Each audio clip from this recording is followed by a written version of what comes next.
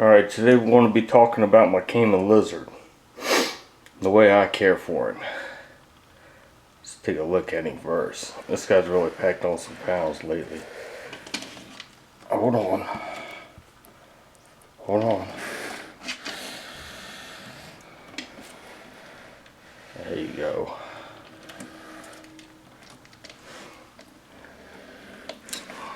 Let's see if he'll stay in here. Look.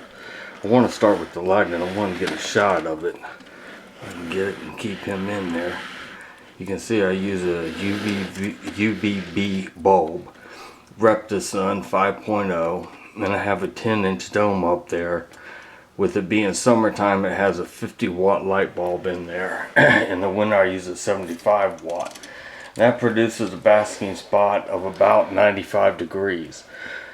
I thought 95 degrees seemed a little cool for a basking spot, so I bumped it up to 100 degrees.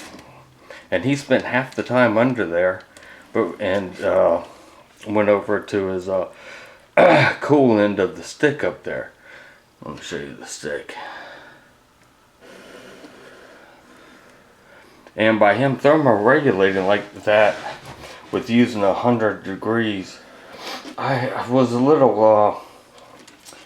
I can't think of the word I want to use. Not distraught, but anyways, I didn't like that he was only staying under there, say, 10 minutes. And when I would temp gun his mid-body and his gut, I would get much lower temperatures than his back.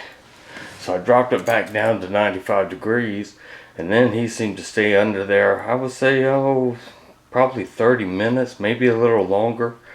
And then when I temp gunned his back, got 95, temp gunned his midsection, 95, temp gunned his gut, 95. Then he would thermoregulate shortly after that.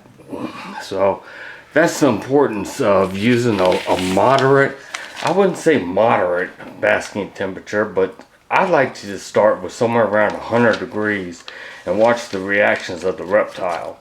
I know a lot of websites out there now are giving outrageous numbers like, 120 to 150 degrees for some of the monitors. For him, the highest I've heard of is 117. But this is what the higher temperatures do. They're going to come down on his back and say the temperature is 120.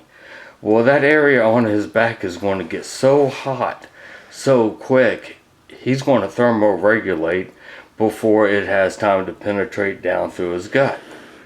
So I like using 100 degrees, and like I said, this guy prefers 95.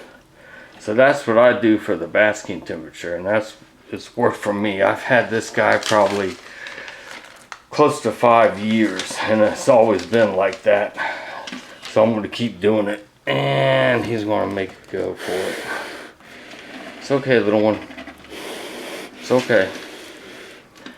Now for feeding, I feed him every other day.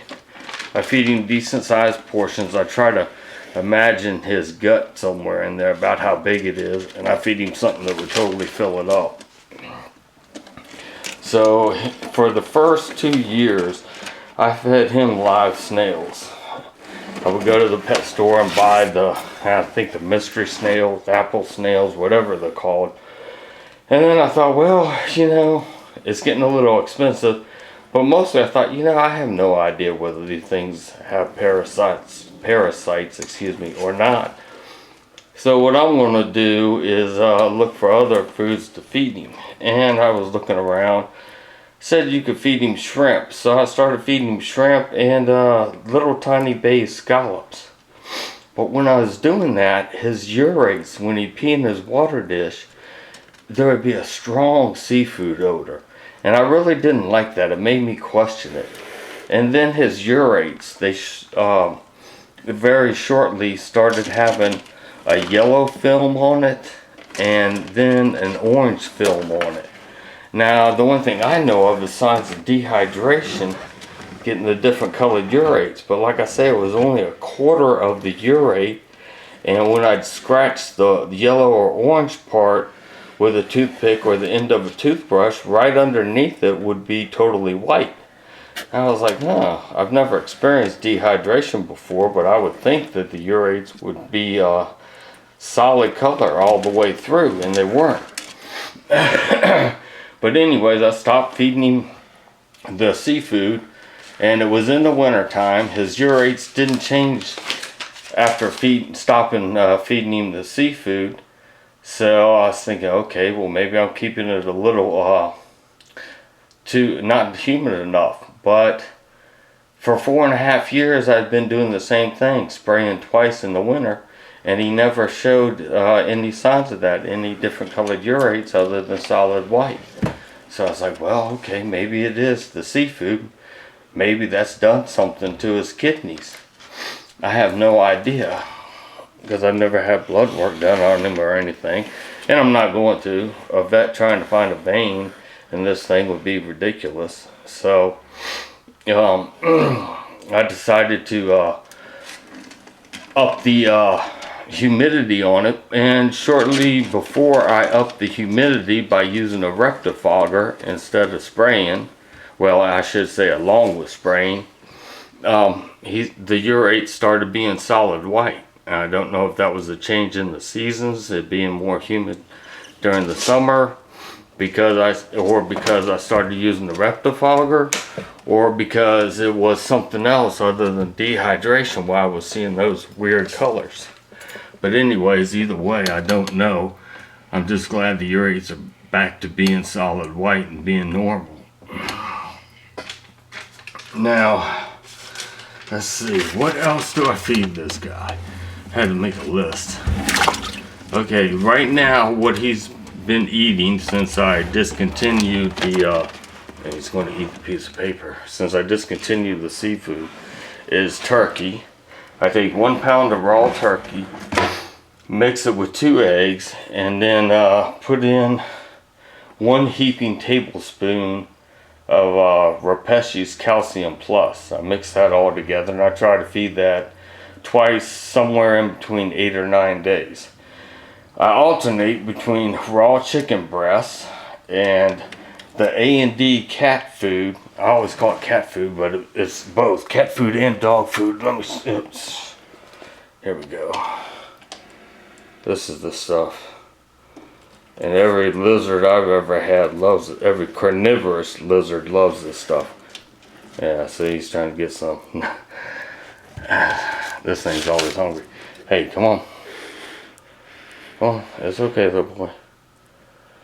Alright, and also, I went to Martin's grocery store, the seafood section, and they sell farm-raised catfish chunks. I've also fed him that.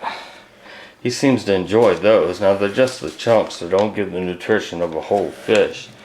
But I'm not too worried about it because I use that Calcium Plus, and that provides the calcium, the vitamins and minerals that he needs. Would you cooperate? And then lastly, I have fed him mice a few times, but they cause an awful smelly diarrhea, so I stopped feeding him mice. Now, as far as let's see, we talked about lighting, humidity. Oh yeah, they say these guys like to climb, but anyone that's kept reptiles and built the tall cages, it's a pain in the butt trying to keep the proper humidity in the tall cage. So I decided to forego the height of the cage in order to keep humidity up. And he doesn't seem to mind it, as long as he has that branch. He likes that branch. They say that's where they see them a lot in the wild. There's a branch overhanging the water, so they can just jump down in the water and get a quick getaway. So that's what I do for him. And offer that branch, and I think that's about it. I think we've covered everything. Let me get a few more shots of him. He's about 3 foot long.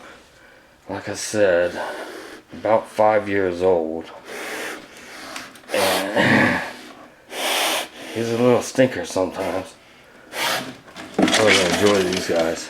I think they're really neat looking. And that's what I do to care for my caiman lizards, and it's worked great for 5 years, and I want to continue doing it. Hope you all have a good day.